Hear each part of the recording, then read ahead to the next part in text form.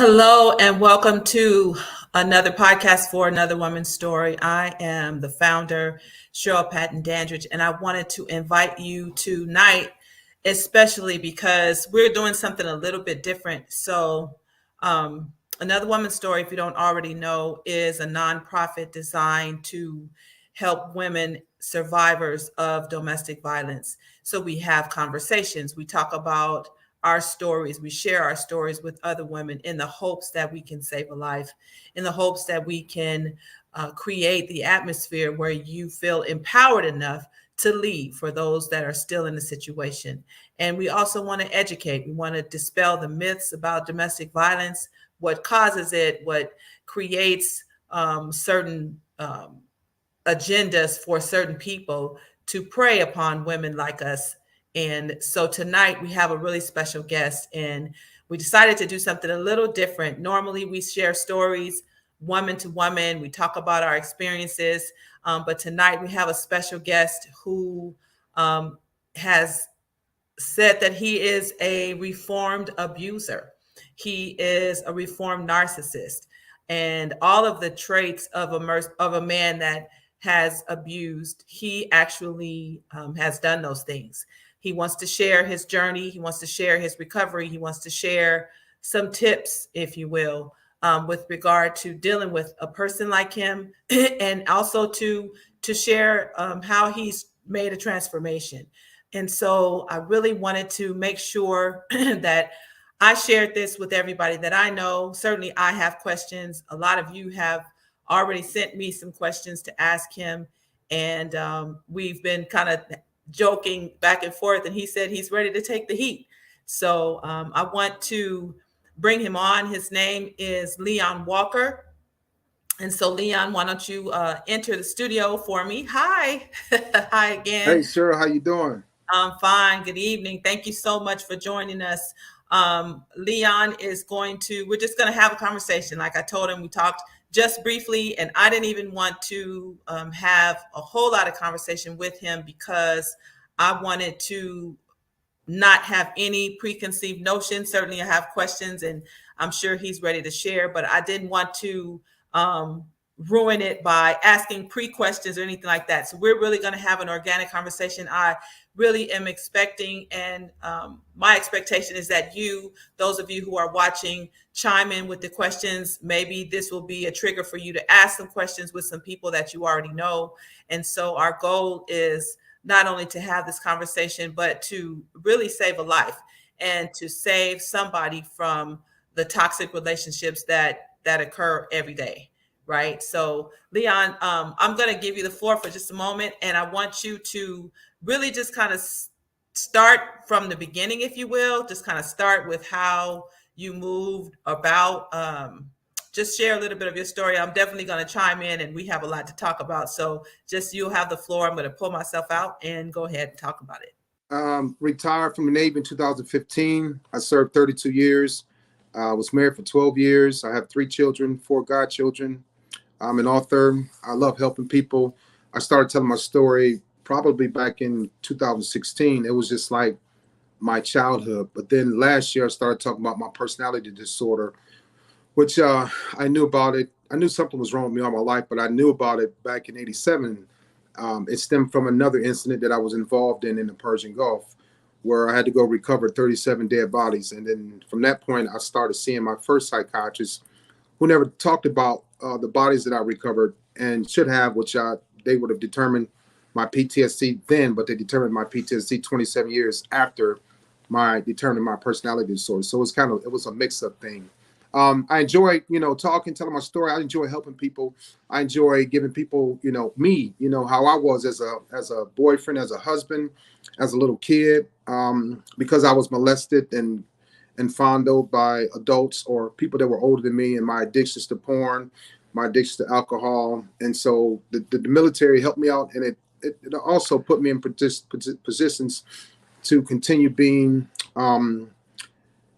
dominant, disrespectful, verbally abusive, mentally abusive. I was never physically abusive, but I saw physical abuse as a child. And so I'm pretty much well versed in all of it by virtue of proximity. I sat on domestic violence boards for 6 years, in my career and child abuse boards for 6 years. So that's me in a nutshell. I like to run. I like to eat great food. I love comedy. And again, my biggest thing now is helping people get past or get over or become aware of a Leon. Okay. So that's a lot. Um, that's a lot. Yeah. That's a lot. So, so first of all,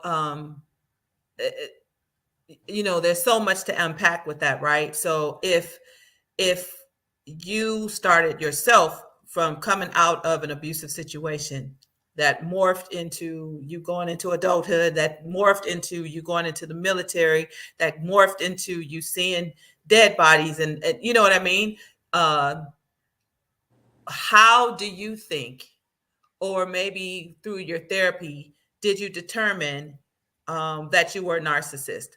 Did you know yourself that you were a narcissist, or Now okay? So, I what knew did you think about that? I knew that I was no good to any woman. Okay. I knew that because my babysitter took my virginity at 8. My cousins molested me when I was 5.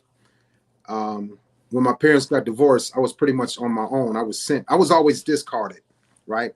I had an uncle that used to touch me.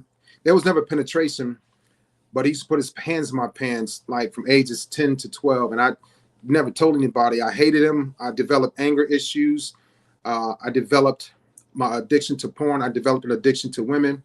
And I knew at an early age, I knew that I was always lusting for women. And I knew that I would one day break a woman's heart. And it started feeling good to me when I was discarding women early in my naval career. I didn't care. I had this like nonchalant, very arrogant, self-centered, conceited type of attitude. I didn't want to love anybody because I felt like my mom didn't love me after my dad left. I blamed everything on my mother, but through therapy, I learned that it wasn't just her fault. My father did what he did too. My parents were great parents, but when they got divorced, there was like I was on my own. I was done. Then I made up my mind to never love again, to not want kids, to not to want to get married. I wind up getting married and having children, and I also destroyed my marriage. I damaged my kids. I damaged every woman that I ever dated. So I knew it was always something wrong with me. I just didn't know what was wrong. I was always dealing with avoidance, which I've learned in therapy. I was dealing with emotional dysregulation. I was afraid to love women. I was afraid to latch on. I was afraid to be committed. So um, not being committed felt good to me. Being angry felt good to me. Hurting a woman's feelings felt all of that felt good to me. All the bad So, things. was there a power thing? Like, do you think it was you were getting back at this person? I mean, like, what was your motivation? It was out of anger, but you just were trying to get rid of the anger. Is that you were just angry and it didn't really matter? I mean, So how? yeah, so I knew I couldn't get rid of the anger, but I knew that I could get rid of her, and I wanted to see if I was able to bring her back, whoever she was. It could have been at one time I was dating 5 different women, and so I became really good at lying. I became really good at deceiving. I became really good at ghosting. I became really good at the silent treatment. Those things, all of those key components of a narcissist. I was doing this early on, and I didn't know. I didn't know why. Um, Okay, so stop. So this is where we're going to start unpacking some of this, right? So most of us may know what ghosting is. Let's talk about that. What is ghosting? so ghosting is you can. I was always really. I was always having fun with ghosting because I knew that it would hurt a woman. So my core beliefs were I need to hurt her before she hurts me. My core beliefs were I need to make her like me or love me before I like her because I wasn't going to love her. I was always detached from love. Love terrified me. And so when a woman would tell me she loved me, I would start my exit plan then because I knew she was already too close. And so, yeah, my thing was to get her to like me first. And I studied women in porn to hurt women outside of porn. My goal was to master her body and then master her mind so that it was a power thing. I could always be in control of her emotions. I could be in control of when I was going to leave and not when she was going to leave. I could be in control of when I did discard her, she wouldn't be able to function with anybody else. And so I always knew that, yeah, it's a really sick mind, Cheryl. And I wish I never had it, but it's who I am. And the only thing that helped me is going through therapy because I was doing this probably 20 some years, you know. Okay, so the ghosting thing, and I'm going to interrupt you from time to time because the triggers come or whatever those things are that make me want to ask questions. So you would say once the person said they loved you, that's when you decided it was your turn to leave. When Well, you or it you would happened. break it off. It happened before that. So once, so remember, I said I studied women inside of porn to hurt women outside of porn. So I had to have control over your body more so than you did. If I wanted to have sex because I was attracted, I had lust, okay, and I was deeply attracted to women, and so my thing was it was like a demon that I could not control, and so I had to hurry up. Like that's when narcissistic people they call, we go into that Love bombing. right. Okay, we'll go to that next. But my thing was I had to be able to control everything about you, to know everything about you, to listen to what you weren't getting, what you desired, what you needed, what you didn't get from your ex. I had to do those things because eventually I knew whether it was 30 days, 60 days, or 90 days, that I'm going to leave. But what people don't talk about is narcissistic people have a fragile ego. So I didn't want her to be able to get with another man while I'm gone because I'm going to leave eventually.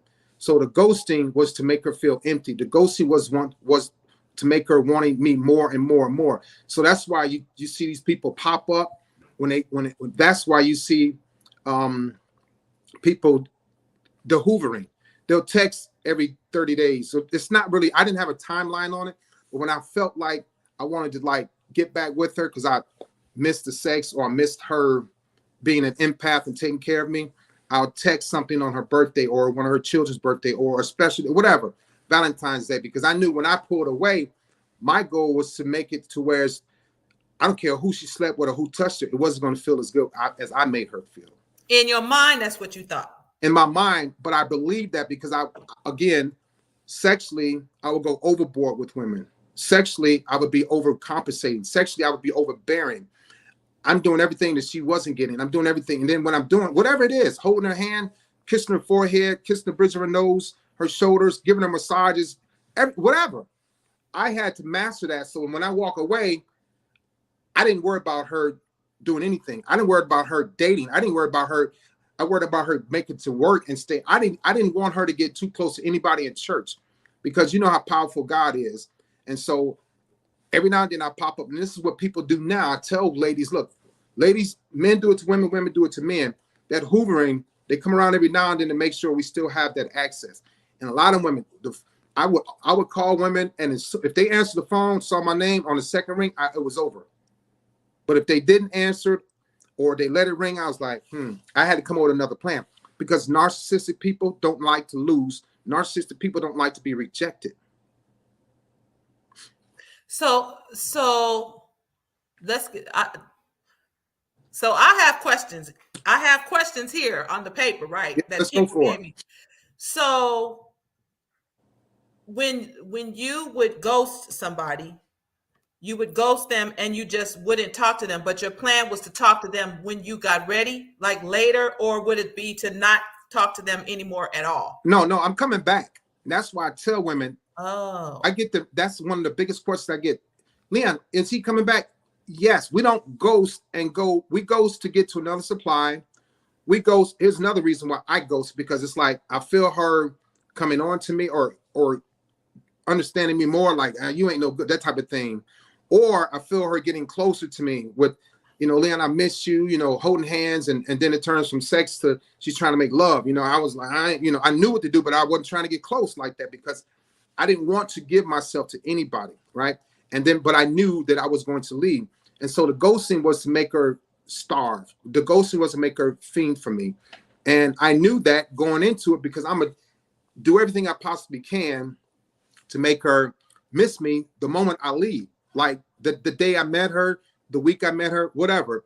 As soon as I walk out the door, as soon as I leave her job, she's gonna want me more and more and more.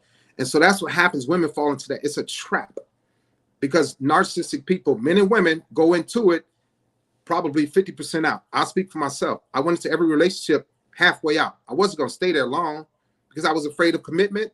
I had avoidance issues. I couldn't answer hard questions. I couldn't make a decision based on my gut feeling. Couldn't do any of that. All because I was running away. I was always running away. So how long would be, so a year would be a long time for a narcissist. Is that what you're saying? It Or well, no, because there are men who can stay in a relationship for longer than that and they still leave and ghost. Like, I did that. Yeah. So a year. See, we don't have I didn't. Okay. I'm not gonna say we. I don't know these other it's people. probably a we, but go Yeah, ahead with the it is. I. Yeah. So we. But I didn't have any type of relationship with time. The only time I had a relationship with time was quality time. The only time I had a relationship with quality time was to get her to reel her in closer to me. So if she likes walking to the park, that's quality time for her. We're gonna walk to the park and feed the ducks and walk around the pond and talk, whatever. Look at the sky, look at the birds. But after a while, you see that my quality time changes. Now my quality time is sitting on the couch with you, watching ESPN, watching basketball. My quality time now is being in bed for 32 minutes having sex, and I'm out. So the quality time in the beginning is going to be very, very intense because it's all about feeling your voice, not mine.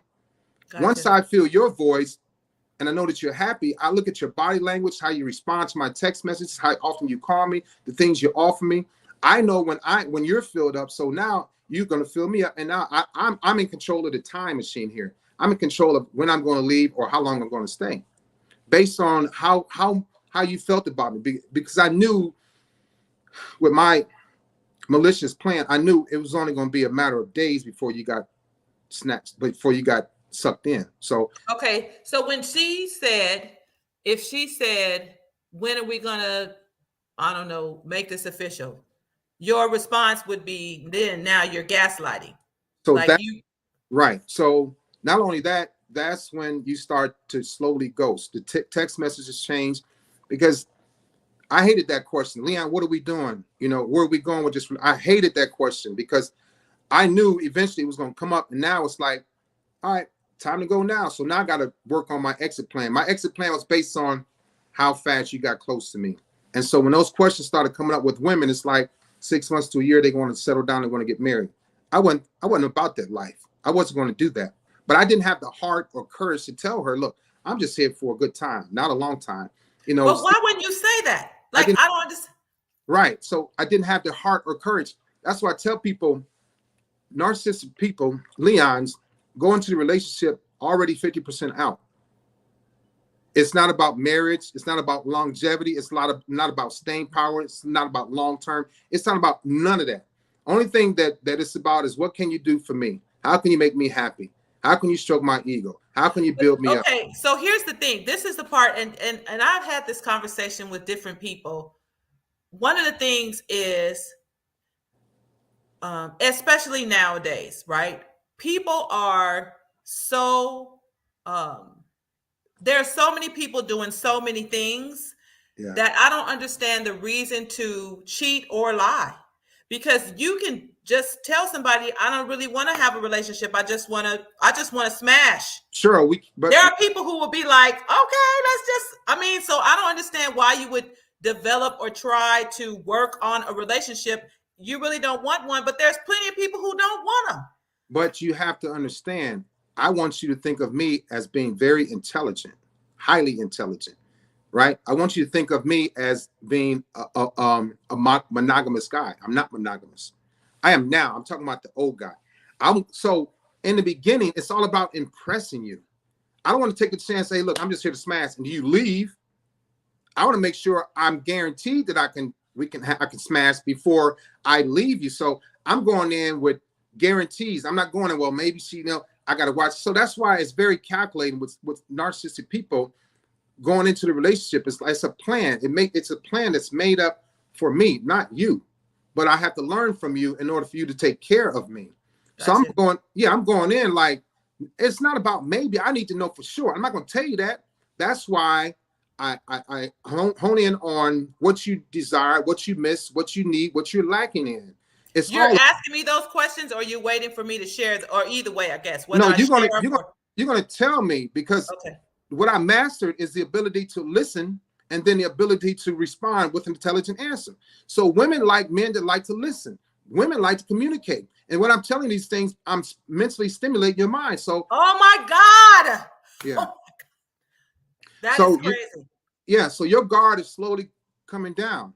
And then are you really going to tell me no when it comes to sex when you're mentally stimulated?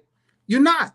When I show up on time for the first 2-3 weeks, when I plan a breakfast, lunch, or dinner, or if I cook for you, when I bring a gift over, whatever the case may be, I'm starting to earn what I really want from you.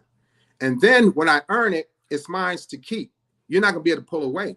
Because again, I mastered everything that you were missing in your life. Brother, it's the last 6 months. I'm not physically abusive at this time. I've never been that. I've been verbally abusive.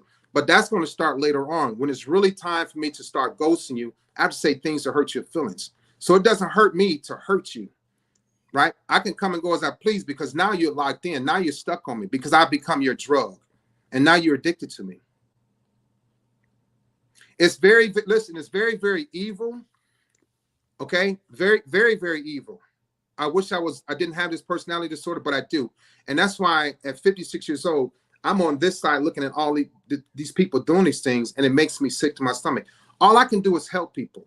All I can do is talk to people. I can't put people down because I know exactly what they're doing, why they're doing it. I know why they're feeling the way that they're feeling. I understand these things. You and maybe other women that are empaths or people that are committed, that's why you say, I think I'm going crazy. I don't know. Why is Leon doing this? How can he do this? Because I was groomed as a child to do it. And I latched on to these emotions or lack of, and it felt good to me. So why would I do something else if I'm getting all these women by being malicious, by being evil, by being disrespectful, by being rude? Why would I change my ways until I went through therapy, until somebody told me, look, you are sick, and I finally listened. I was just going to ask you, what made you stop? What was it, a woman who said that or a man who said that? What happened? So it was my exes that would always say, Leon, something wrong with you. And now I'm going to get pissed, right? I would say something evil. I would do something. I would ghost. I would leave. I would give them the silent. I was really good at giving the silent treatment, sadly. And so my ex-wife. So the silent treatment is when you're in the same room and you're just not talking, or the silent treatment is, what is the silent in your example? It don't matter. The same room with me, the same room, the same car, the same shower, at the same sink. Oh, you just shut down and you weren't saying anything. Zero, nothing. You could barely hear me breathe. So I knew that I mastered the silent treatment, and I'm not proud of that. No, I know. And we're talking about your past. So you don't have to make any excuses because we're going to get to your future. But right now we're going to deal with your past.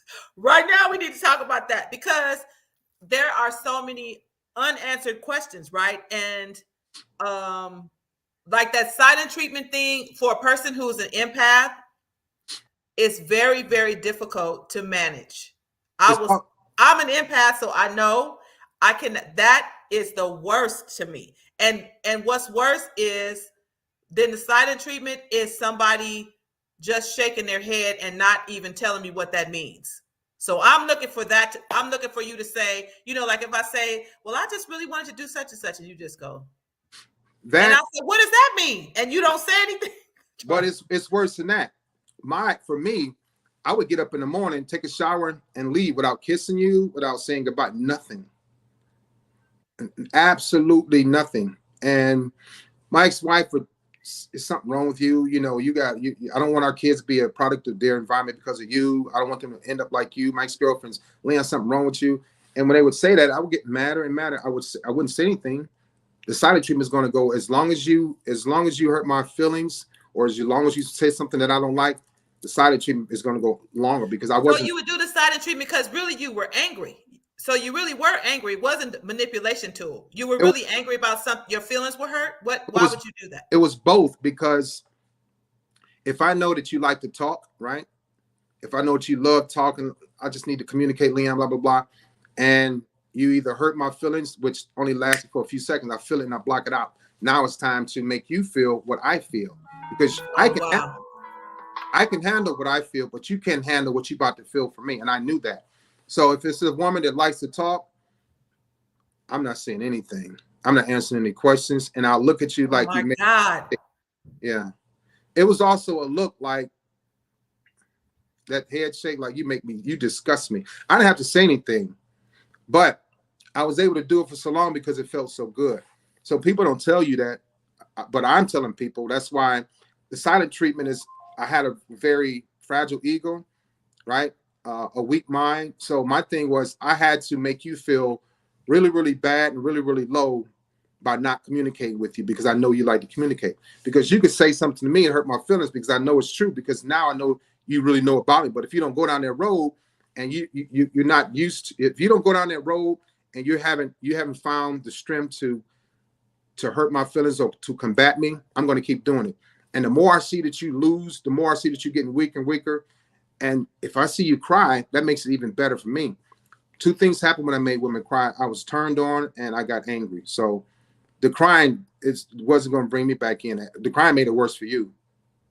So now I know that I'm not going. Not only am I not talking to you, but I'm not going to console you when you cry. So then women would stop crying around me. It's like I ain't gonna cry because it ain't gonna do me any good, Leon. I'm like, yeah, you're right, thank you. You know, I would make her feel even worse about saying that she knew why she wasn't gonna cry, and so I had to hurt her even then by knowing it why she shouldn't cry. I don't want you to know why you shouldn't cry, but since you said you know, now I'm gonna make you feel bad about saying that you know. So the girlfriends, the wives, they told you you need help. What made you say, you know what, I might need help? I mean, I know you already knew, right? But what was the straw? Was there a straw, or you just kind of said, this is getting old? Does it get boring as a narcissist? People probably will never say this. It don't get boring. It becomes tiring. And so the only reason why I went and got help is because it was contingent upon something. It was contingent upon it was based on my retirement. I had to do a full body physical, and once I completed my physical, I went to turn my paperwork in, and she said, "Hey, you need to go back because you didn't get the psychiatrist to sign off." And I was like, "No, I ain't going to no psychiatrist. I went to one. I was 21. Went to one when I was 22. I'm out of here. I don't need this crap, cursing stuff." And she said, "Well, we can't process your paperwork, Master Chief." That was my rank in the Navy. And I said, "I got to go back." She said, "Yeah." So she saved my life, though. I drove back to the VA for my job. It was like 4 minutes away. And I checked in. I take that back. In August, I walked into a psychotherapist's office for help. And she made me mad. This past August? No, 2000. Oh, that year. Okay. So when I walked into her office, I didn't connect with her. So I left. I was in her office for 18 minutes. I left out. When you leave, for me, for whatever reason, every time I left the psychiatrist's office, they would email my job and say, "Hey, he left. He need to come back." I was like, "I'm not going back." Blah, blah, blah, blah, blah. I left for 3 or 4 months. I went back to a psychiatrist's office in December of 2014. And I didn't like her because she was like leaning, and when you're in therapy, there shouldn't be any borders or boundaries in between the two people. Right. But she was leaning on the desk and she was talking to me like, and I looked at her degrees and I was like, this, saying to myself, I call her names, and I left. I was in her office for 50 minutes. So I walked out. I'm like, I ain't coming back. She's like, and they emailed my job. "Hey, you left again?" I'm like, well, yeah, whatever. I'm about to retire. Anyway, January 2015, I went. The only reason why I stayed in therapy is because I connected with the little lady. She made me feel comfortable. She made me feel good. I let my guard down. When I walked in there, I had on my uniform, and she's like, "You don't have to come in here like you're a big bad Master Chief, Mr. Walker." And I was like, I turned into a little boy just like that. I was like, she's like, "Have a seat. You want some water?" I was like, "Yes, sir. You ready to talk?" I was like, yeah, like a little kid. So nobody else. What was it about her? She was approachable. It was her delivery. So this is why I tell women, listen, you can get your man to talk. You can get your man to do anything you want. It's all about your delivery. At least it was for me. And I consider myself one of the worst guys to date or marry. You can get your man to open up. It's about your delivery. Don't sit there like, or, like, "Leon, we need to talk." When a woman said that, Checkout time. I checked, even before she can end the word talk, I checked out. My ex-wife called hell for me because we need to talk. I'm like, I'm out. I go drink, smoke, flirt, whatever. I'm out. So the way she was approachable, and her delivery. And she said, "You ready to talk?" Is it her tone? Is it her tone? She was very soft spoken. So if you're gonna be rough with me, knowing I'm manly as hell, and I'm knowing that you're a woman and you're trying to be manly to intimidate me, I'm going to shut down and you will not get anything out of me because I'm going to make myself happy. I got 4 or 5 other women that I can go to. I don't need you. So it's best for you to understand me. Like you can say, Leon, what's going on? How you doing, baby? You know, I need to be talked to like that. I'm not saying stroke my ego, beg me to talk to you. No, it's about how your delivery, how you convey it to me. I'm going to talk, but if you come across over the top, aggressive, manly, and you're a woman because you were raised with men, with your brothers and uncles, and your last boyfriend made you had to do everything, and you coming to me like because of this dude or because of your family, that ain't my fault. So we either gonna work on this, you're gonna work on it, I'm gonna work on. I'm a fair dude. I was always fair. I take that back. I wasn't always fair. But when it came down to communicating, it's all about your delivery. Okay? Okay, so stop. So you meet somebody and they have wonderful tone and intent. But these are the women that you manipulated. And once you manipulate them, their tone and intent changes because they're hurt. So And it was almost like what? So I don't know how that would. so I'm glad that it worked in therapy, but I'm saying if you dealt with a woman because of her tone and intent, because she probably was more vulnerable than somebody who bucked up when they first met you, right? So you pick those people, right, and then her tone and intent changes because you. But hold on, here's my little secret. This is what helped my ego. This is what helped. Okay, stop. Listen to the secret, ladies. He's telling the secret. Go ahead. Her tone changed because I allowed it to change. I was still in winning mode. You may be a soft-spoken lady, right? You're an empath.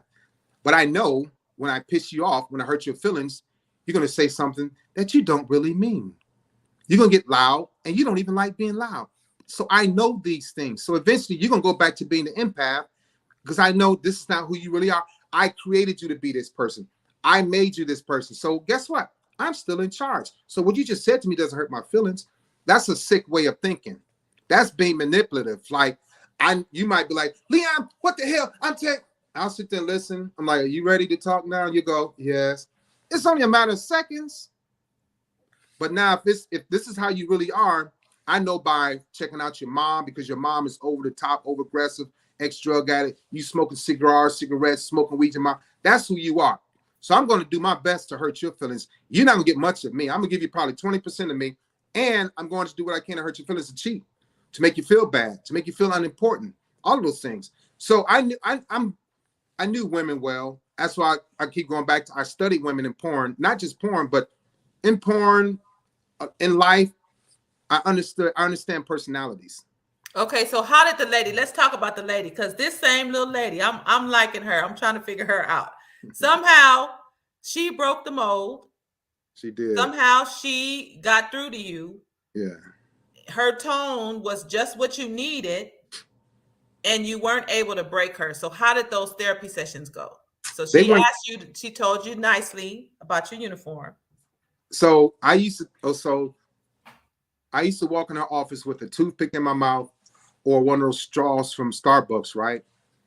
And she helped me out. So she said, Mr. Walker, when you come in here, you always have something in your mouth. You're always chewing on something. I said, can I tell you why I think I do that? She said, sure, let's talk.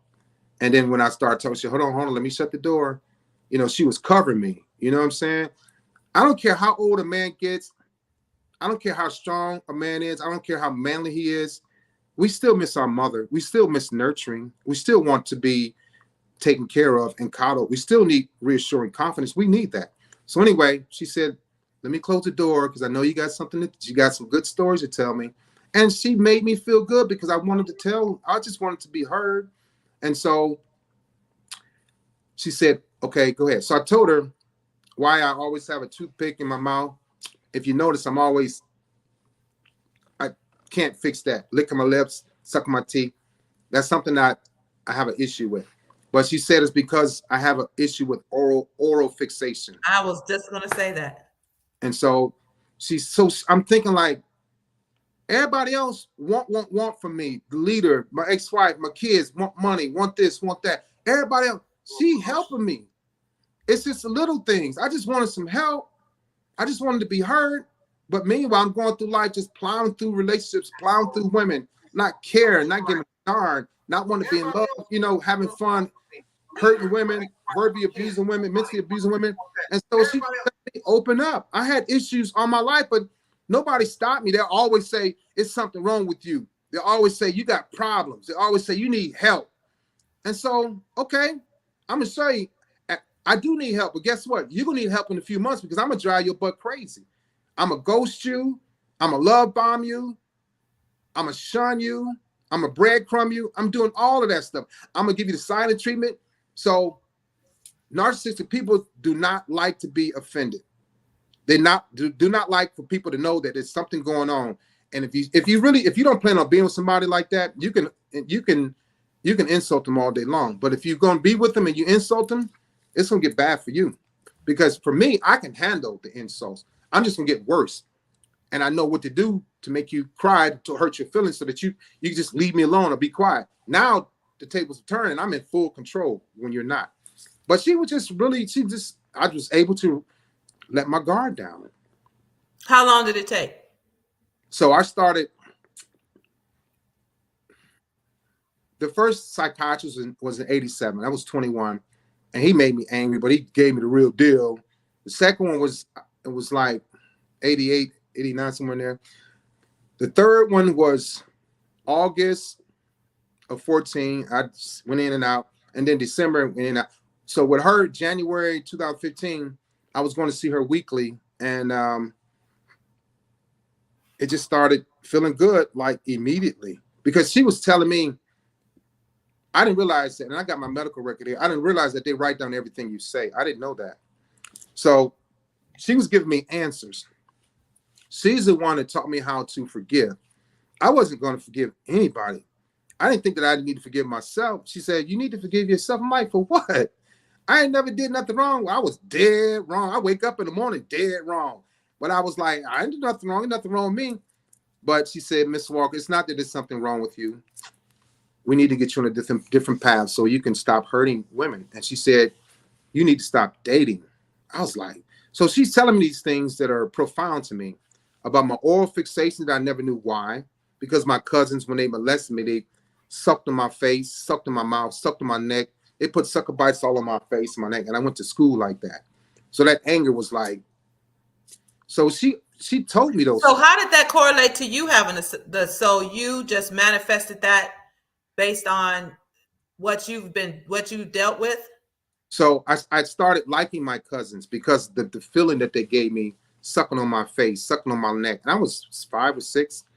And so it correlated to, first of all, was anger after I started liking them. And then they withdrew. So I was like, I want y'all to kiss me some more, but they were gone here and there, off and on. So I lost a tooth that morning and I went to show them because there was money under my pillow from the tooth fairy. And instead of them taking me to the candy store when I came out of school that evening, that morning, they just start kissing me, putting their tongue in my mouth, and my mouth was bleeding. So I went to school like that. Ran to school. I didn't know my mouth. I knew my mouth was bleeding, but I didn't know I hadn't had all these sucker bites all over. And so it went from that to lusting for my cousins, to loving my cousins, to lusting for women, and then lusting for women in porn and being addicted to porn, to move on like always, So as a kid, when my cousins weren't around, I had this oral fixation. I used to eat my collars because I was always, then I started sucking my thumb. That's when my teeth are bucked. I started sucking my thumb, so my palate was messed up. I have an overbite from my cousins giving me that feeling of the kissing. So I desired that for years, and I never knew why. So going into therapy, it was easy. Leon, this is why you have toothpicks in your mouth. This is why you have a Starbucks plastic stopper in your mouth. This is why you were chewing your collars as a kid. I didn't know. Didn't know. I'm with women. I'm always wanting to kiss. You know what I mean? I'm like, didn't know why. But it started from 2 females that molested me. So it was So deep root. did she tell you in the therapy that you have narcissistic traits? She knew because it happened years prior to my retirement was in January 2015. When you move forward in life, getting these physicals, they read through your records, they know. So if I'm gonna go see ear, nose, and throat, they're not going to pick up on it. If I go see the chiropractor, they don't know because they don't do it to mine. Gotcha. As soon as you get into your therapy, your psychiatrist or your psychotherapist, they're like, oh, okay, we type thing. I know who But I'm. did they tell you that's what the diagnosis was? Yeah, I learned that in 87.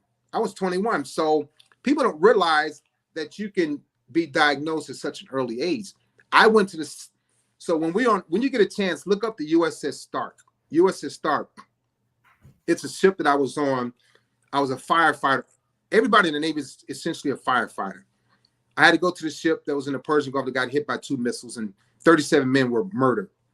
My fire team went to rescue the bodies. They were already dead, but we had to pick up feet, fingers, heads, and all this stuff, put them in body bags, ship them away, and then we went back to our ship. That's when my PTSD started then, but they didn't diagnose me. They didn't even look for that. When the ship sent us to talk to psychiatrists to decompress what we had just went through, the trauma, he started talking about my childhood. And that's when I started talking about my cousins, my addiction to porn, lose my virginity at 8, my uncle touching me, my babysitter taking my virginity, my parents divorced, blah, blah, blah, blah, blah, blah. My relationship with my girlfriend, I don't like her. I like her. I don't love her. I'll never love her. Do you have kids? No, I want her to get aborted. All this stuff came out. And he was like, young man, you're going to have a hard way in life with this narcissistic personality of yours. And I didn't even know what it meant. So I went all my life like this from 21 to now. I didn't start talking about it till last year because my goal was to just one day get married, live a great life, walk off in the sunset, die, and hopefully go to heaven. But a lady was talking to me last year, and she's like, Leon, you hear this stuff that's trending, narcissism? I was like, oh, I didn't hear about it for years. I suppressed it. So she's like, why you acting like that? Because I had this look on my face like, damn. And I told her, and she's like, oh. She said, why don't you just start talking about it? And I said, I'm okay. I can do it. And I did a video last year, and it just went viral. So I just kept doing it. So going back to my therapist, yeah, they know it was no need for her to get into it because I already knew. And so she said, well, let's talk about what else is going on with you. The oral fixation, the nightmares, the sweats, having sex with my girlfriend and not remembering. I used to wake up, have sex with her, and go back to sleep. I didn't remember none of it. And so we talk about all these other issues I got. So they misdiagnosed me with anxiety. This has nothing to do with the personality disorder. It does, but it doesn't. It was a different diagnosis. So she kept going through my record. And so I left the hospital. I retired. 3 years later, they called me back because I had something going on in my mind. Everything went blank on me for about 20, 30 minutes. I went back and they say, well, we misdiagnosed you. You don't have anxiety. We know about your personality disorder, but you have severe PTSD. So from 2015 to 2018, I was taking the wrong medicine. They paid me for it. I got back paid like $10,000, but I don't know if it destroyed me or made me worse. So yeah. So this is all like you have like loads on top of loads. What makes you believe that you are truly reformed? When you see a woman now, do you think I could get her? I mean, No, I guess, do those thoughts ever go away? no. So the thoughts will always be there, but I have awareness and clarity through therapy. I know how to manage them, right? I couldn't regulate my emotions and feelings. I would see a girl and find something attractive about her and then be attracted to her and then start like moving and stuff, talking. And next, we're going to date.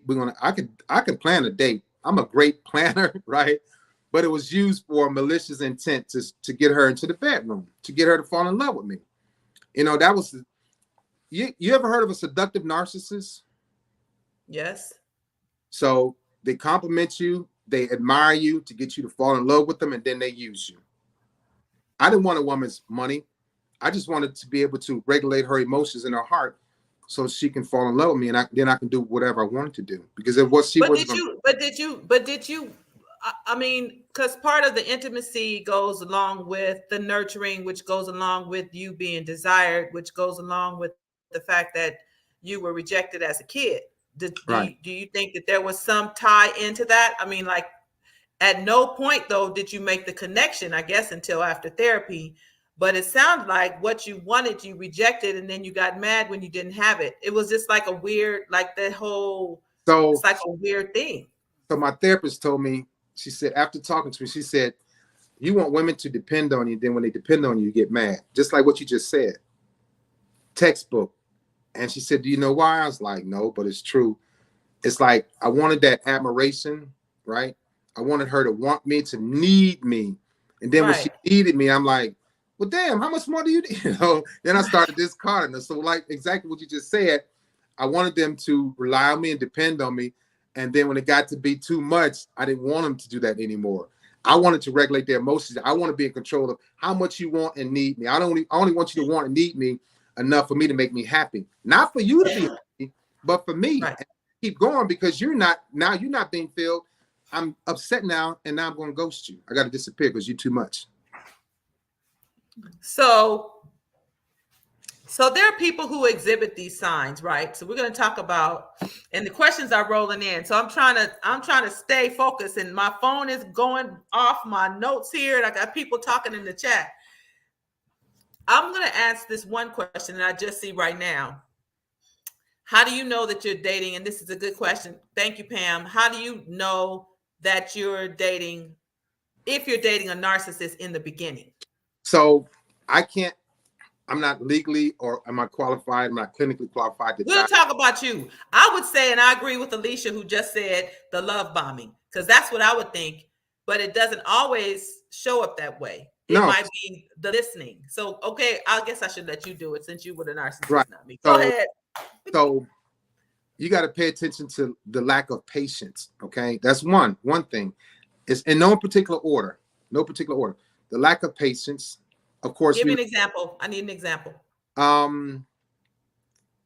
If like they want to come over and you won't let them, or you want to date right away. What do you mean? That's a part of it. If you don't agree with what they're saying, get very, very irritated. If you challenge them what they say, the body language, they get mad. Some of them may even sweat. You see that. Trying to impress you early on, always talking about themselves, put themselves on the pedestal. They'll never talk about their past. You may bring up their ex and say, so what happened with you and Barbara? Man, I don't want to talk about that. You know, something going on. 9 times out of 10, he did something to Barbara. Barbara did do something to him. Their parents, I never talk about my parents because my mother was a crack addict and my father was alcoholic. I didn't want anybody to know that. So my past, my parents, my old relationships, they talk about the lack of patience, the communication. But you have to remember the stories that these people tell you. It's hard for them to keep a story going, to keep their word, because they're talking about all these other things, and you might remember certain things. You go, well, you said this and this, and like, and they'll act like they didn't know that they said that, or act like they didn't say it to make you seem like you're crazy, that you're making stuff up. That's the gaslighting. So yeah. Let's talk about the gaslighting. I know you're still explaining this, but let's talk about the gaslighting. Some people don't know what the gaslighting is. Let's talk about the gaslighting and then give an example of that. So it's like, I'll make you doubt yourself, even though I know that you know what you're talking about. And I know that you know that I'm wrong, or didn't do what I said I was going to do, or what I did, or what I was supposed to do. And you say, well, Leon, you said this. I'm like, I didn't say that. Where's that coming from? What are you talking about? You know, I would never say that, or I would never do that. It's like, you know, where you heard that from somebody else? Are you talking to somebody else? Did you text somebody else? And some women go, well, damn, you know, start believing it. But I knew all along that you were right about what you just said. I was caught. I didn't want to get caught. I didn't want to get caught in a lie. I want you to prove me wrong. I hated being proved wrong. I hated not knowing something that I should have known. Something simple. Like you said, hey, Leon, what are we doing with this? Where are we going with this relationship? I didn't want to hear any of that. I told you in the beginning, you know what I'm saying? I don't want to get married because my parents got divorced and my heart broken out, blah, blah, you know, that type of thing. So you just have to, going back to what you're saying, the signs, the red flags, pay attention to them, because a lot of women don't pay attention to the red flags. They're right there in your face, especially for empaths.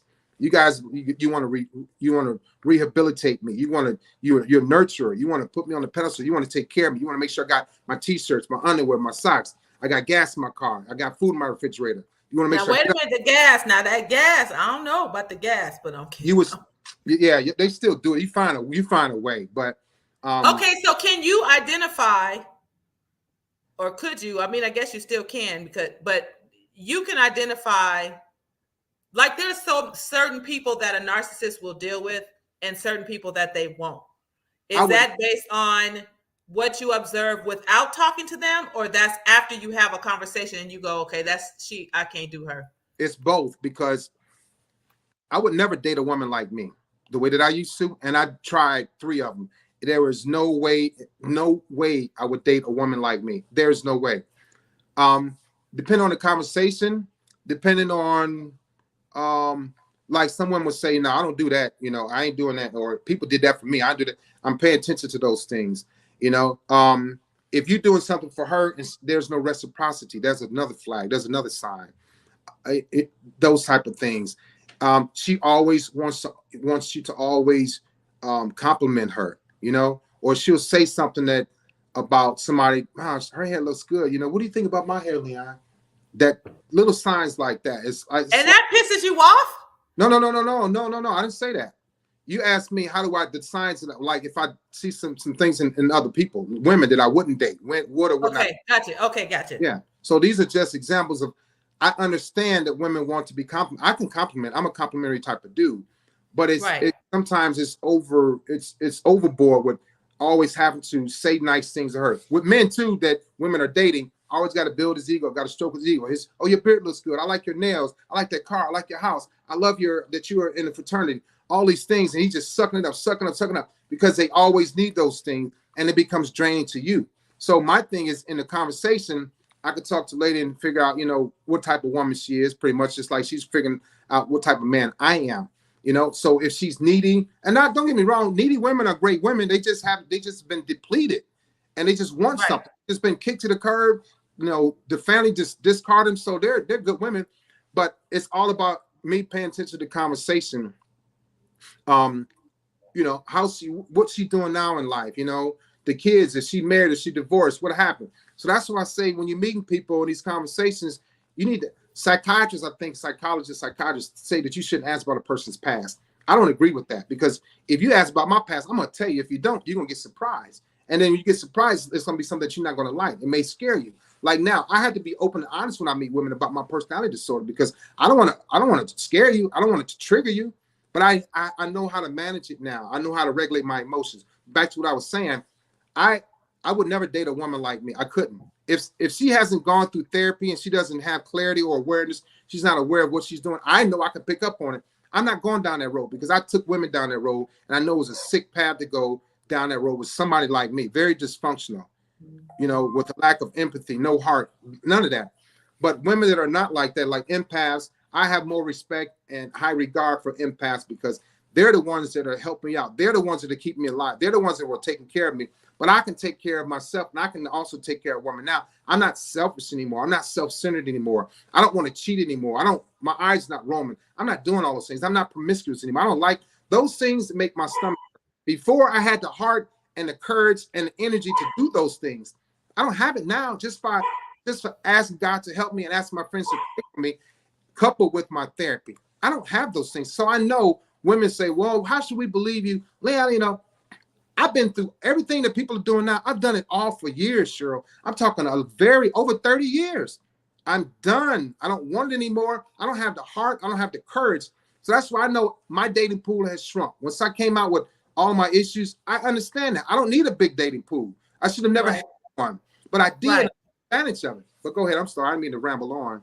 No, that's good. And I mean, and the explanation is good. And the fact that you now know, I mean, in my finite mind, I don't know that a narcissist can recover it unless they go through intensive therapy. You have to go through intensive therapy, but it's my personality, so it's not going to change. But she told me, this is another thing that helped me out with her. She said, well, Mr. Walker, you can make some exchanges. And I was like, well, how do I do that? She's like, well, you need to exchange the people that you hang around. You can stop drinking. You can stop yelling. You need to start being more patient. You need to listen more. You need to pay attention to your surroundings, your family, your kids. She said, make some exchanges because I was told you'll never change. You'll never change. You ain't blah, blah, blah. And I'm like, dang, okay, well, this Like one. he doomed. Yeah. So exchanges is what she told me. I can make exchanges. Nobody ever told me that. I'm not blaming nobody else. I did everything. This is all me. Me and the devil, which I accepted in my life for many years. I pushed God to the side. I tried my best, but he was always there for me. But I ignored God. I didn't repent. I didn't know how to repent. I went about that repentant lifestyle because I knew if I repent, God gonna get me together. I wasn't ready to get together with God. I thought I had myself together with the devil. I was happy having a bunch of women. I was happy lying to women. I was happy being disrespectful. I was happy being verbally abusive. It felt good to me. Anger felt really good to me. Living right and living pure felt bad. It felt odd to me. Right. I lived right as a kid up until 11 years old. After that, I lived wrong. So why should I go back to living right? It only lasted from birth to 6th grade. That wasn't enough for me. Okay, so I have some questions. I have questions from everywhere. So I'm going to ask you the questions that I have from my notes. We're going to go to the chat room, and then I've got to go to another Facebook page because apparently those comments are coming over. So we talked about the Reformation. What makes you think that you're reformed? And you indicated that it's because even though you have those same tendencies, your desires to be different are overpowering those tendencies, right? Yeah, so it's like the devil went here to here. Gotcha. And so I was like, man, that's all I had to do was ask somebody to pray for me and go through therapy and want some help.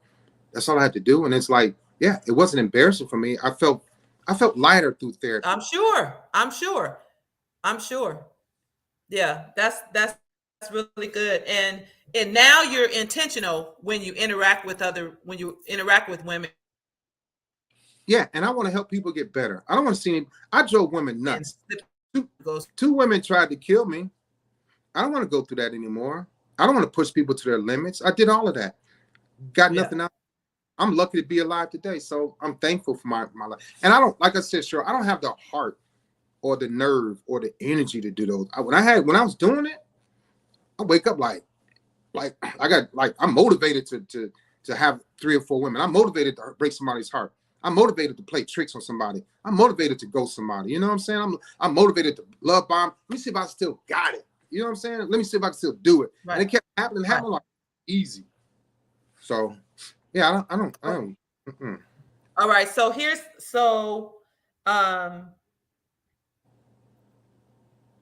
let's see. Have you been able to reconcile or be forgiven by those that you have damaged? Yeah.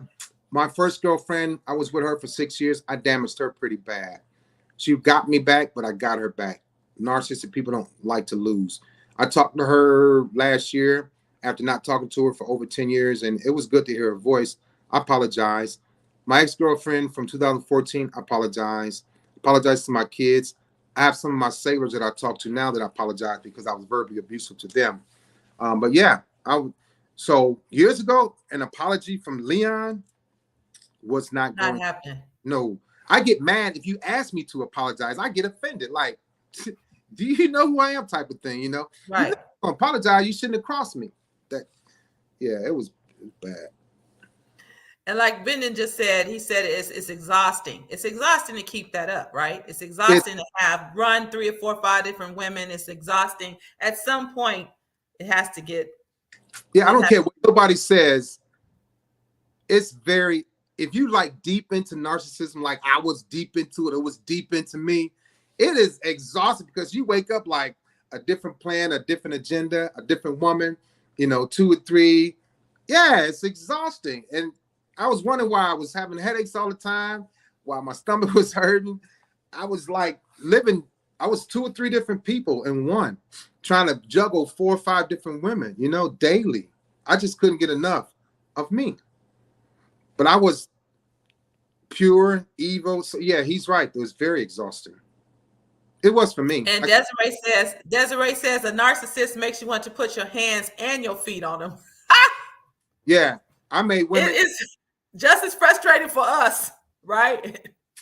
Yeah, it's worse for you all because I was like, why you mad? I just cheated once. Why you mad? I'll be gone for 3 days. Why you mad? I know I ain't call you in a week, but I'm back. What's up? Let's go kick it type of thing. Let's go get some fish. I know you want some fish. It was always a charming type. Ooh, they want to kill me, but then they want to hug me, and then like, Leon, I know you're going to do it again. I'm like, no, I promise I won't. Did it again. So let's talk about stalking, because I know you mentioned that a little bit. Was this from the women that would say, I don't want to deal with you anymore, and now all of a sudden you're interested in them? That was the one in 1992. I did a video on stalking part one. I think part two. No, part one. When she moved on, I told her I didn't like her anymore. I didn't love her, and I'm going to cheat on you. I told her that the morning before I deployed to the Persian Gulf in 1991. And I did exactly that. And came back, called home, expected her to be there. She didn't. She had a boyfriend. Didn't go well for me. Happening. Couldn't handle that because I was always the one. I had a girlfriend. She didn't know. She was my girlfriend. She wasn't the only one. But I was like, that was the norm for me. And then when I told her, look, I don't like you, I don't love you, I was setting myself up to go overseas to be single, so it wouldn't be cheating in my mind. That's the manipulative part. But you don't break up with somebody that morning and expect it to be over. But I did. Right. And I called back months later, and she had moved on. And I got back to San Diego and tried to see her, and she rejected me, discarded me, pushed me away. I asked her to marry me. Stupid, right? But I knew that I wasn't going to marry her. I just want to see what she was going to say. She told me no. I gave her a few months. So now we stalk. Now we hoover. It goes hand in hand. Knock on the door, looking in the window. I got into an apartment, got in her bedroom, looking up her bed. I lost my mind. Wasn't ready for it. I was 25 years old. I had never been left before. I did the leaving. I had never been cheated on before. I did the cheating. So and it came back to me. I was like, oh, nah, hell, I couldn't handle it. I should have been in therapy for that, but I didn't. It went on for a few months. I kept stalking her. I kept hoovering. Phone calls. Wasn't text message back then. This was in 1991. Going by her job, right? Leaving notes in her car. Yeah, leaving notes in her door. I didn't care who she was dating. I don't care if he was in there. I'm like, that's why I tell women, when a man is stalking you and they're hoovering, they're very, very dangerous, Cheryl. Very dangerous. Yeah. The Because stalking the stalking could definitely escalate into something that's way more serious. all of it can be, because if you doing good and looking good and moved on and got a man in your life, or he think you do, and y'all play like that, or if you have somebody for real, we can't take that. You got to wait for me first. I need to get you back, destroy you, and I'm out. And I did that to her. So the stalking kept going until I just wore her down, and she got back with me. And I found out that he was, I would say this now, I said it then, I was like, this dude ugly anyway, So that built my confidence to get her back. And I did. And then I discarded her again. And that was in 1992. And hadn't saw her 8 years after that, and then like 10 years after that. So she's married now, but yeah, it wasn't good for her to come back to me. I tell women, if you get away, stay away. Leon, this is. Yeah, I was very sick, Cheryl. I would have never. But I will say, there's definitely sickness that's evident. But when I say this is pervasive, the you may have had the extreme, right? So you had several different things going on, but any number of those things separated is what we deal with all the time. Right. So would you say, if somebody was dealing with somebody that exhibited these narcissistic personality traits, that the best thing to do is to leave? Okay, so I have a mantra that is one and done. The first time is the last time. It has to be. Even if they say, I did this too. I'm going to church. I'm faking it. Act like I'm in the Bible. Walk around my Bible. I wasn't real. I wasn't doing that. I didn't even believe in God. I did anything to appease her. I did anything to make her think that I was into God. I did anything to make her think I was changed. I wasn't changing. Those people like me, you get away, you stay away. One and done. Even if they're going to church, that's not going to help. If they're in therapy, that's going to help, but they have to stay and get out and implement it and work on it. And then try to come back. then it's safe. But if they're not, if they're like, well, you know what, I'm talking to my dad, I'm talking to my uncle, I'm talking to my boys, I'm good now, baby, I understand, you know, I miss you, I love you. You know, I'm gonna start showing you some affection, I'm gonna start holding your hand, I'm gonna start paying bills, I'm gonna start getting your hair done, blah, blah, blah. He'll do that for about 30 days, and guess what? He's gonna go back to his old ways. I did it too. They go, yeah, leave them alone. They go through therapy, good. Go through therapy, do your thing, move on, leave them alone. But one and done, that's the best way to think of it. That's the best way to do it. You better. I know for a fact, if you get away from me first, I'm going to try to come and get you back. It's only to hurt and destroy you. It's not to because I'm better. It's not because I'm going to church now. It's not because you want me. It's not because it's not because it's a power thing. I want you to want me, so I don't have to want you ever again because you hurt me. So it's the cycle that starts over. I need to see your weakness because right now you're strong and I don't like that. You got to wait. So narcissistic people always want a trophy. They want to leave out a winner. So now I can say, yeah, I hurt her bad, man. I made her cry, you know, saying she's in therapy. She can't date nobody. I'm good. Believe that is crazy. It is. That's what I believe that for everything that happens. So this is what I'm grateful for. First of all, I'm grateful that you're sharing. Okay. And I know that when you're dealing with a person like that, with any of those traits, right, that you have so many questions and they never answer them. You know why? Because they've ghosted, because they've disappeared, because they won't admit the freaking truth. And we can't, and I will say me, but I'll say we cannot figure out, number one, why would you do this? If you have a personality disorder, then I guess you can't help it or whatever. But it's like you target me, the nicest person. You try to destroy me, maybe willingly or unwillingly, but you try to destroy me. But it's really what you need. Like, it's almost like we can see the need because we're empath. But we're not going to admit that it's a need, Cheryl. We're not going to admit. I know, but that's the part that's like so. That's just so frustrating, which is why when you said, if you meet me and I jack you over, one and done. You got to be one and done, because the longer you stay, the more you interact with this person, the more you're going to be pulled into the whole sexual thing, physical thing, emotional thing, whatever that is that keeps you going back and forth, and you can't break away. Because I become your drug. It's not about crack. It's not about weed. It's not about alcohol. If you just decide to smoke weed and drink alcohol and you're with me, it's going to be even more intense. It's going to be even worse. So it's better for you to make some exchanges too, right? And I tell women, it's not just about therapy, Cheryl. It's about therapy and then rehab. They'll go, well, I'm not addicted to a drug. You are. I'm your drug. Right. I am your drug. I'd stop you from going to church. You don't even read the Bible anymore. You don't go to Bible study. You don't go to work happy. You don't get your hair done. All you think about is Leon. All you think about is buying me t-shirts or socks or underwear or did I eat? I'm going to send you, I'm going to cash after $35 Leon, blah, blah, blah, blah, blah, blah, blah. You lose yourself in me. Right. You don't even care about you anymore. As long as you can get me and hold me and hug me and kiss me, as long as I'm sitting on the couch next to you, we popping our toes together, we watching the movie, we eating popcorn. That's all you want. As soon as I get up and go to bed, you hurry up, cut the TV off, come to bed with me. You want to cuddle, you hold me, you behind me, you smelling my body scent, everything. I get up and go to work. Oh, you get up before me to make my coffee, make my breakfast, make my lunch. Hey, baby, I'm taking care, and I'm gone again. And you can't wait till I get home. You at work, you can't even pay attention.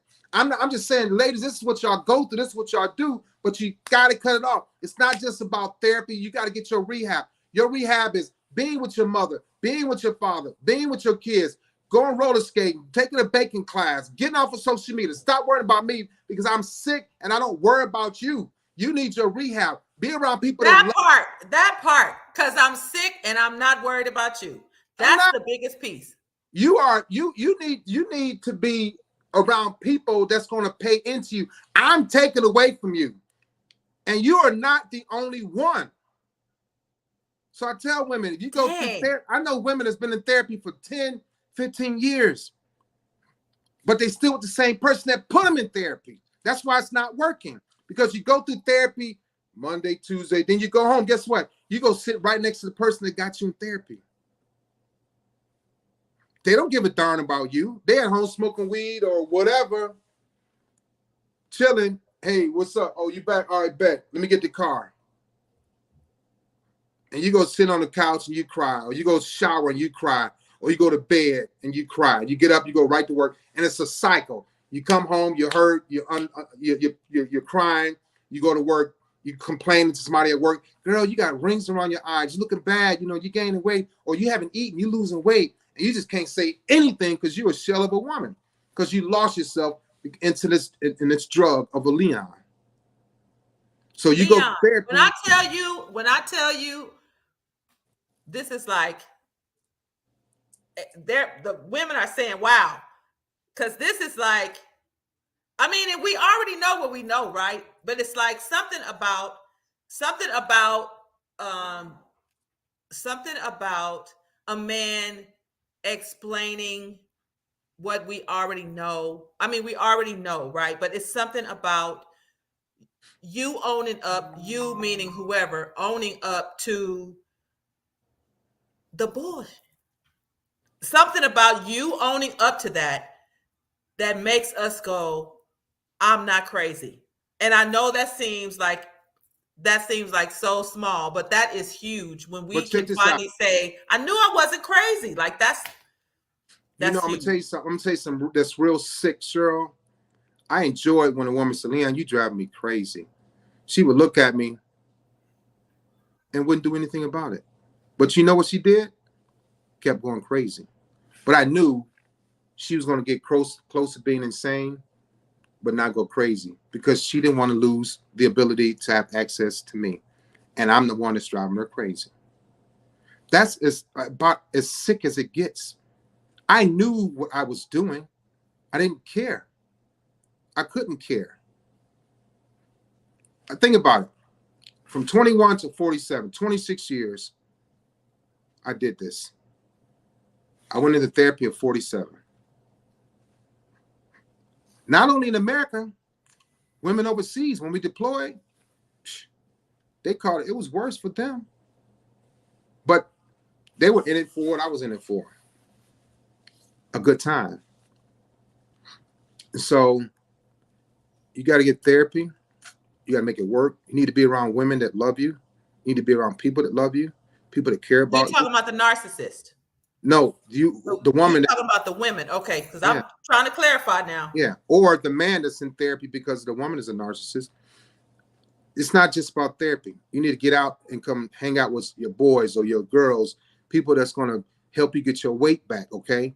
Yeah. People are going to feed you and nurture you. People are going to say, hey, Cheryl, you know, your eyes are sagging. We need to, don't text Leon, don't email Leon. Matter of fact, you've been drinking, give me your damn phone type of thing, Right. you know? Right. That's the rehab. But if Right. not, and you smoking some weed and you horny and you drink liquor, you already know what's next. You already know what's next. You already know what's next. And Leon is waiting right around the corner. You text him, boom, it's on again. And so you ever seen people that were cutters? Yes. Okay. Empaths are mental cutters. You mentally abuse yourselves. You already, like you said it, you already know what's going on. But then you cut your brain again, cut it again. I'm gonna call Leon, I'm gonna text Leon. All right, bet I'll be over there at midnight. I get there at 3 a.m. What do? You get up and hey baby, you hungry? I'm burping, I'm drunk. Yeah, starting over. Because I am your drug, period. As soon as I hug you, you melt. As soon as I kiss you, you melt. You bury your head in my chest so you can smell my body scent. I ain't got to do much else. You'll barely make it to work. 2 hours sleep. Driving, get to work. You're not that good at work anymore. You going late to PTA meetings. You're not going to church revival. You're not going to Bible study anymore. You too much worried about me. I'm sick. Prior, Leon, to therapy. I'm good now. I don't have the heart anymore. Sure, I don't. I want to help people. I do. I So have what's your goal? What's your goal? my goal is to get married one day and continue telling my story. My goal is to help other people that are not diagnosed will go in and get diagnosed. Then they realize they were depressed or ADD, ADHD, whatever the case may be. Um, Apologize to people that they hurt. Stop doing what they're doing. You know, start speaking about it. Don't be afraid to get on social media. You know, go to youth groups, go to Battle Women's Services, to talk to women, stand up in What front. about the men? Do you ever talk to them? Yeah, yeah. More men, more and more men are starting to come around and talk. Yeah. How And are they? How are they with regard to you calling them out on stuff? first they tell me. That's the good thing about it. They say, "Yo, man, I just saw your video, man, and that was hard for me to watch, bro. But I had to call you, man. I need help. I want to change." Yeah, they tell me straight up, man. I think I got it, man. I need to get. I have, I got the narcissist. yeah, I have men now saying, "Man, I started therapy last week, and I'm happy." So yeah, the men are little by little. You know, it's mainly women, but a few men come around um, that are like in, that are not insecure anymore. They want help. They want to make themselves better. They don't want to. They know that there could be an end coming because of what they're doing. I say, yeah, it's coming, bro. Right.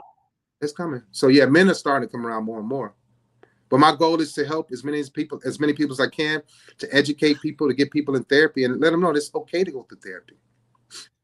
Well, I tell you what, this is definitely enlightening. I'm actually, my phone is blowing up, so I'm looking on my personal page, which for whatever reason the comments aren't coming through. So I'm just gonna read a couple of the comments there,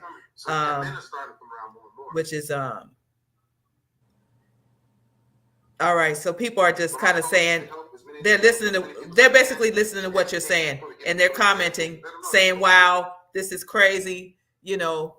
And somebody said part two win, but I really want to commend you for sharing, only because um one, I know you might be taking the heat. I don't know if you really are. And at this point, you're on the other side of it. So it's not so much feeling like an attack. I will ask you one thing, and this has nothing to do, it kind of has something to do with narcissism or not, or narcissism. But what do you think?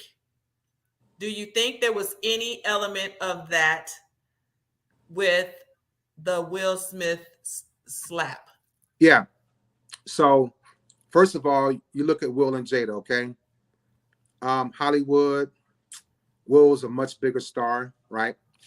Will is an empath of a man.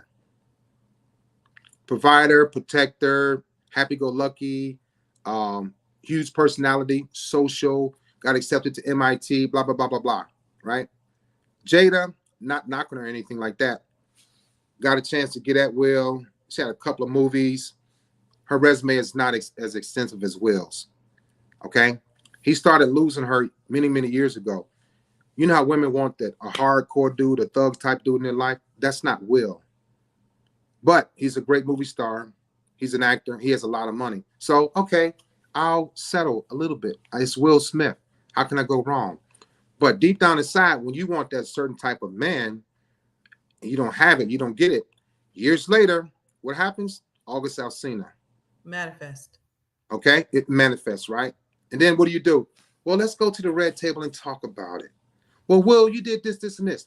We don't hear about Will with other women. Will didn't have any entanglements, and I'm not saying he didn't verbally abuse her or slap her around. I don't know, but Will got put in the predicament last night because he laughed at first, and then when he looked at her, it's like, oh shoot, here we go. So Will, I don't know if her agenda was, I have alopecia, I feel bad, I can get another man. I already did it before, and I put it out there, so it's not gonna hurt for me to sleep with somebody else and put you on blast again. Maybe that's what's going through his head. Boom, let me go up and check this dude.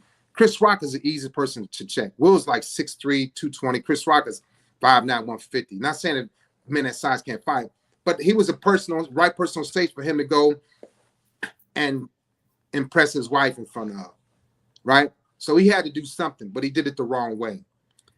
Will Smith is clearly an empath, and Jada Pinkett, to me, I don't know for sure, is probably the narcissistic one in the relationship. And so he's always trying to please her, which you don't have to. That's his wife. He wants to. He has to. She's already gotten out on him. So she'll do it again. Alopecia, whatever, who knows? When she gets back on her feet with her hair, who is she gonna be then? Right? Her mother, a crack or heroin addict for years. So she has a Interesting trait. dynamic. Huh?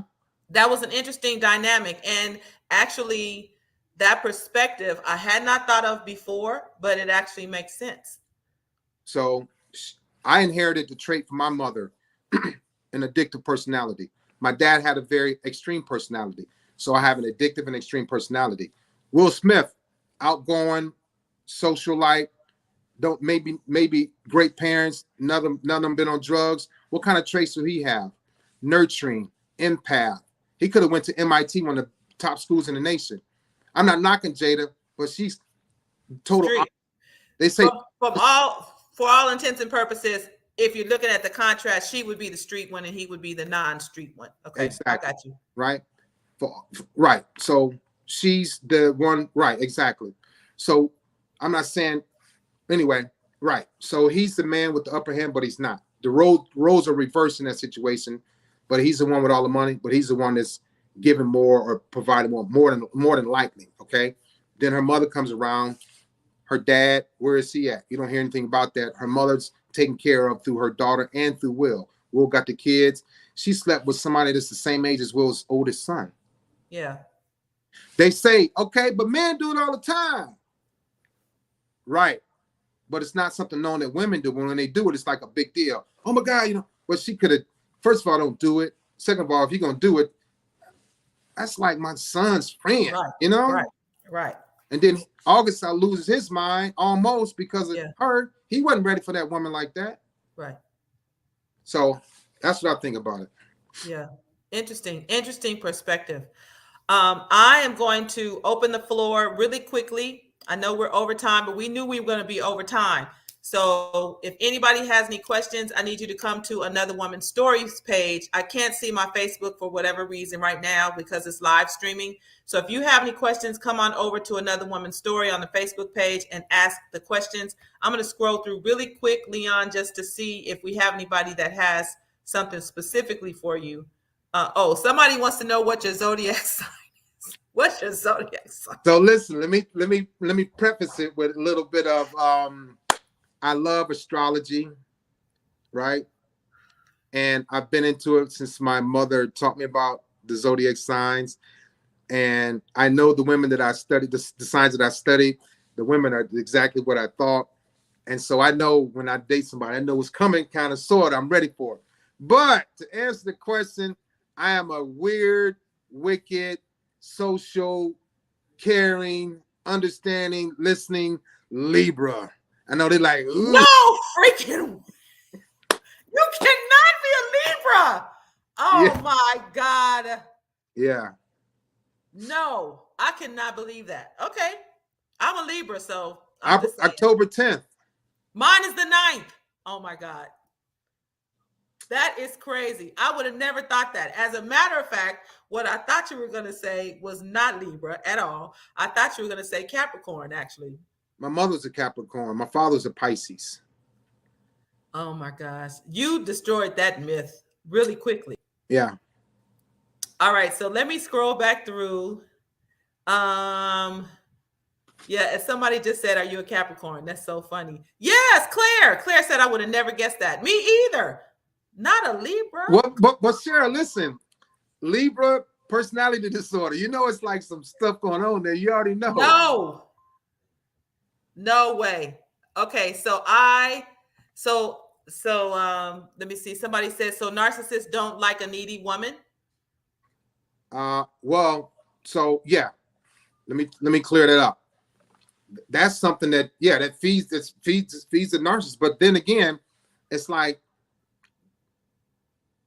that woman is going to the empath, not a needy empath, but an empath that's probably, she's going to give, or she's going to want, and it could be draining. So in the beginning, they do things to reel them in, but she's going to want it for a longer period of time.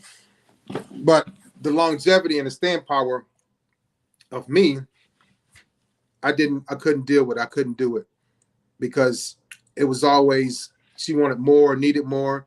and I didn't. My standards were very low going into it. I knew I'm gonna be here for a hot minute, so that needy stuff. All she did was push me away. All she did was give me an excuse to go to ghost her anyway. So, okay, so now you're out of this whole thing. Do you still go to therapy? Are you still going to therapy? Is No, that necessary? so no, to me it's not necessary. My therapy, and this is in my medical record. My therapy says duration indefinite, and I was like, For life, for life. but life. So I had to say, you know what? How am I gonna fix this? So I've been chill for years and stopped dating for a while. I'm like, so the videos that I do help people, and then the responses help me. You know, it's not even just that they say thank you. They're like, you make my skin crawl in. You were really jacked up. I'm like, you're right, I was. So I have to face that. I have to face the hot seat all the time. It doesn't have to happen that often, but it happens. You know, that tests me. Say, you know, you're gonna fly off the handle. You can get mad. You're gonna become insecure. You're gonna feel like they insult you. Yeah, but I don't react. I don't get mad anymore because I know what I put women through. I know I am a trigger. Women say, I can only watch half your video. You make my skin crawl. You remind me of my ex-husband. Look at your big fat bald head. Look at your big. Wow. Yeah. I get all of that, Cheryl. Wow. Yeah. But now you can take it now and you deserve it. No, I'm kidding. I get that too. Years ago, I'd have been like, you know, flipping off, talking. I don't do that. I understand. I get it. Yeah. You know? Well, I appreciate the fact that you're sharing. And like I said, this was really a brave thing to do. The people that I have watching the show aren't going to be as harsh. They do have questions, but they're not as harsh. But I certainly appreciate the fact that you would share your time. And if you have anything that you want to impart before we end the show, certainly if you have a word of wisdom or some words of wisdom or anything you want to share at this point. Yeah. So it's highly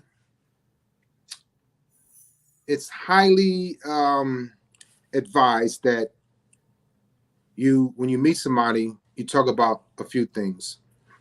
Their love language is very important. The components of a relationship, and you need to know about their past. I tell women, stop dating when you're horny, because you're gonna meet a guy like me. It's gonna be a one-night stand. Just being honest, but talk to them about the love languages, the components of a relationship. Talk about the person that you're seeing. You need to know about their past. You need to know if you're not married within a year, it's not right. You should be married. A year? Yeah. Because it doesn't take you that long, Cheryl, to get to know somebody. 6 months, you should know whether you want to be with this person for the rest of your life or not. 6 months, he should know? Both of y'all should know. You think about it. If you're with a person every day for a week, you get a lot out of that week. Is he just want to sex? Does he get angry quick? Does he yell at me? You know, he doesn't visit his kids, or she don't visit her kids. You know, she's always wanting it. You get a lot in a week. So think about it. Yeah, but that's everyday interaction though, Leon. So in a year, I think it takes a year to actually know if somebody is ready. Yeah, but you think about it. This first 6 months, you get a lot of information in 6 months. You should be getting a lot of information if you're asking questions. That's my point. If you're not getting a lot in 6 months, you know, Leon, we've been dating for 6 months and you don't even talk about your mother and father. Or we've been dating for 6 months and I noticed you start drinking a little more. All kind of stuff come up. You have to pay attention to my patterns. I'll pay attention to yours. But you're an empath. You're going to always be like happy-go-lucky, doing everything. We got everything, the food, the utilities paid, everything. But what am I doing? In 6 months, you're going to know, yo, dude, you ain't giving me the money on the cable bill. You know, you ain't went grocery shopping. You know, you came here with some new shoes. You know, I want my edges clipped. You know what? I ain't got my nails done. You're going to see a lot in 6 months. You will. Okay. If I'll take that.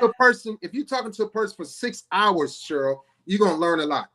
Rather they didn't say much or they said a lot. They said a lot. What did they say? Are they bragging on themselves? Are they lifting you up? If they didn't say a lot, what do they hide? They can't communicate. You ain't gonna marry somebody that you can't communicate with. Right. So 6 months to a year. Okay. Get to know a person. But it shouldn't be no longer than that. Okay. But yeah, love languages, components of relationship, and he should not be irritated when you ask him questions about his past or boom. about Should not be like fidgety and like, avoiding it. Yeah.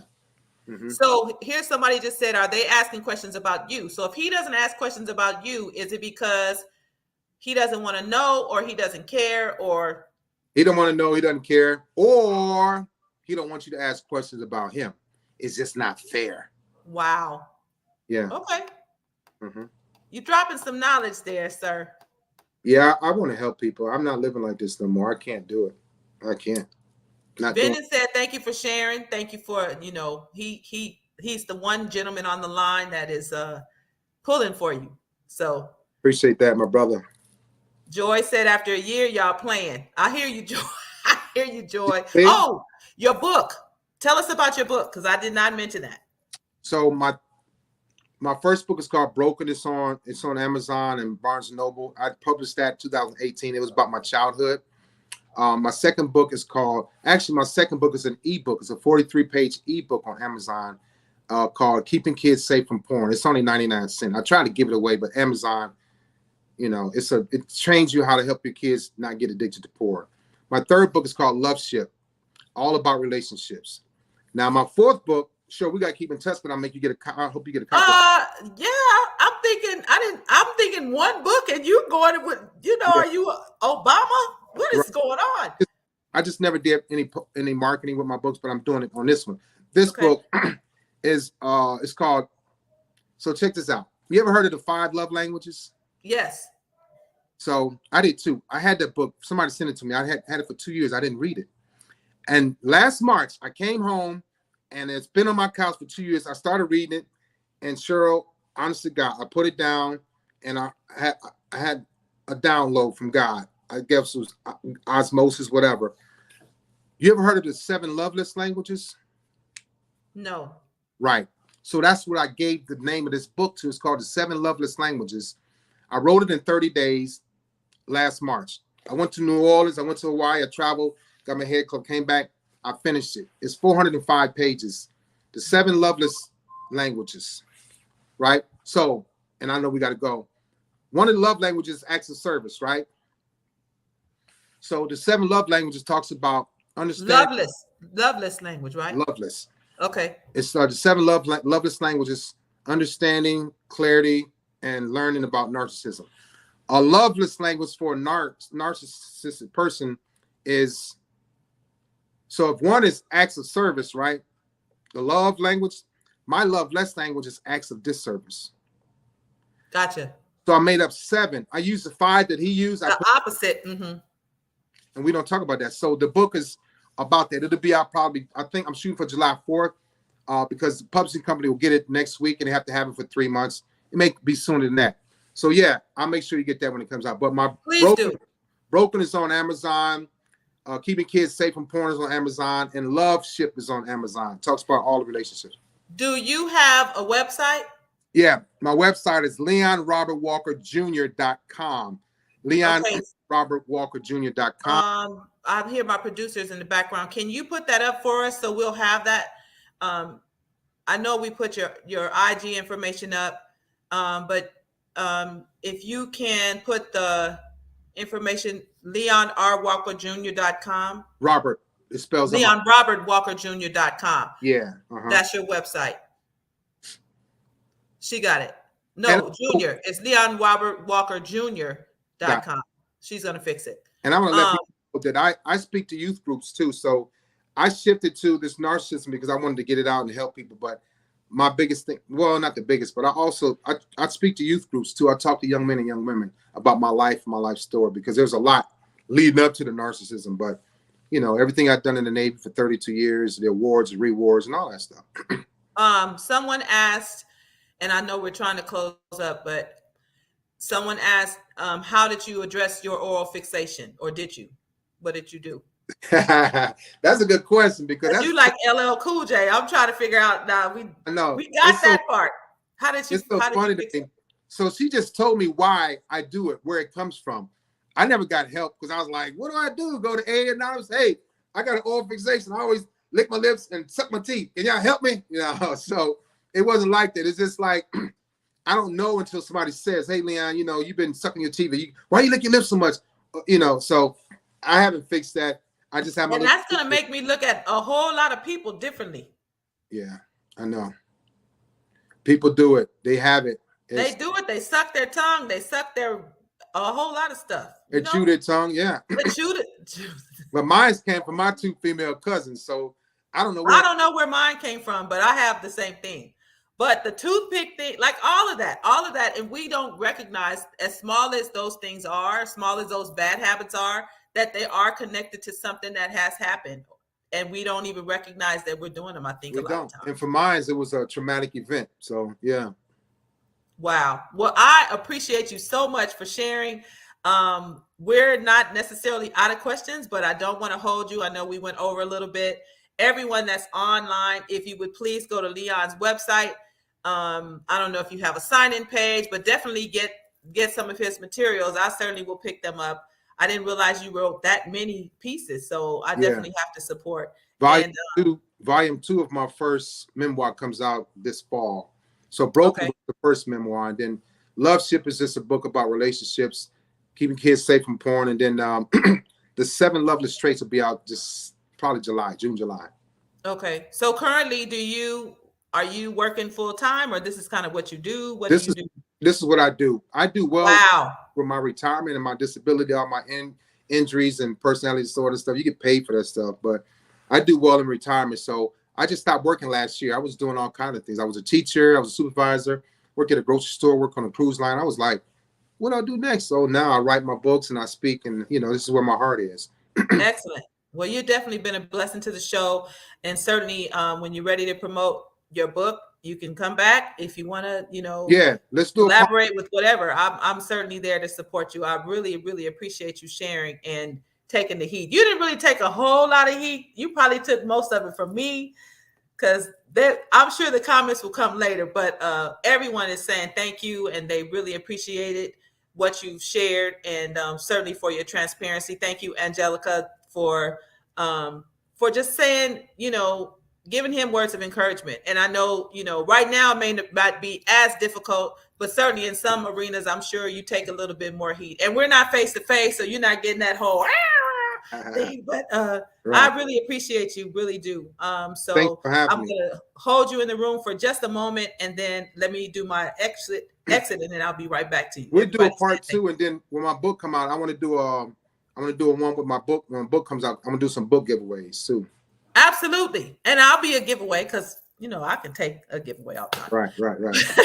Right. No, but certainly, yes, absolutely. When you get it done and you're ready, let's come back on. I'm sure people still have questions and they have things they want you to share, so you're Yeah. absolutely welcome back. Okay.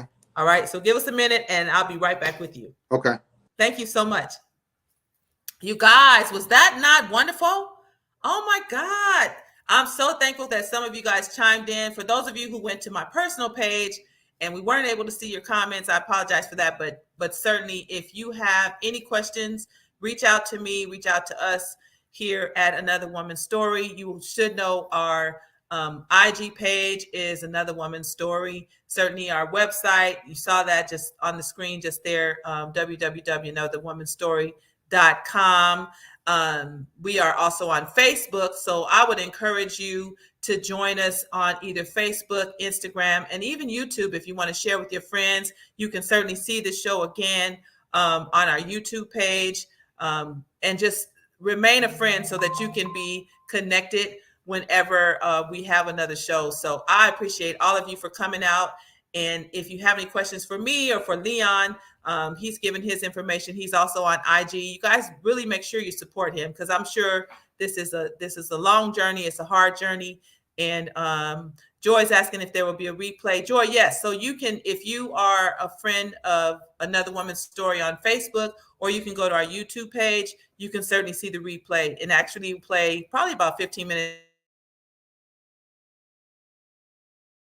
after. If you are in a situation, if you need help, if you need to talk to someone, there is a number that will be available 24 hours a day, 7 days a week. You can call at any time. If you know a friend who's in a situation you're not sure what to do, please give this number a call, 1-800-799-SAFE. There is someone on the line, a live person, to talk you through your situation and walk you through the steps necessary to leave the situation. As always, thank you so much for joining us. We enjoy having our Let's Talk Tuesdays, the last Tuesday of the month. And if you have any suggestions, if you have any people, if you want to share your own story, please feel free to reach out to me. Again, my name is Cheryl Patton Dandridge. I'm the founder, and we look forward to seeing you the next time. Love you much. Have a great night. Bye-bye.